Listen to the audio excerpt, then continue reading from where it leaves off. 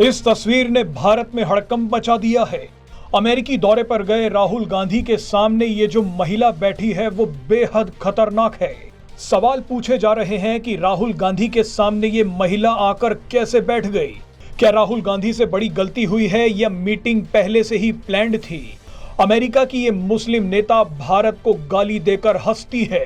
ये पीओके को पाकिस्तान का हिस्सा बताती है। एक बार तो ये पीओके में जहर फैलाती रंगे हाथों पकड़ी गई थी। इस महिला का नाम इल्हान अब्दुल्लाही उमर है। ये भारत में हुए किसान आंदोलन को भड़काने में भी काफी आगे रही थी।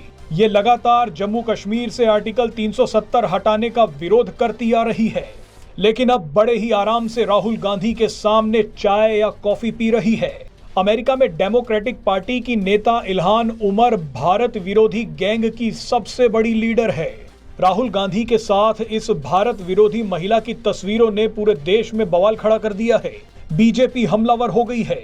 बीजेपी नेता निशिकांत दुबे ने कहा है कि इल्हान उमर खालिस्तान और जम्मू कश्मीर को अलग देश बनाने का लगातार समर्थन करती आई है। अभी शायद अमेरिका में राहुल गांधी जी भी इसी एजेंडे के लिए समर्थन जुटाने गए हैं।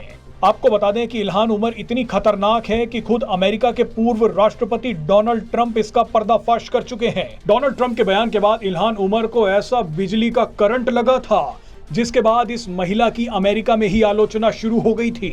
ट्रंप का वो धमाकेदार बयान आपको सुनवाएंगे, मगर पहले देखिए कि कैसे 2022 में ये मुस्लिम सांसद पीओके पहुंच गई और भारत के खिलाफ जहर फैलाया।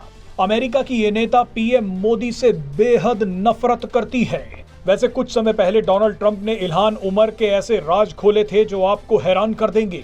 ट्रंप ने कहा था कि इल्हान उमर सोमालिया जैसे देश से आई है जहां की सरकार का अता पता तक नहीं है, लेकिन ये अमेरिका में आकर अमेरिका को सिखा रही है कि सरकार कैसे चलाते हैं।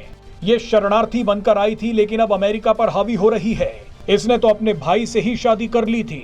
आइए आपको इल्हान उमर पर डोनाल्ड ट्रंप का वो बयान सुनवाते हैं। Marry her brother, right?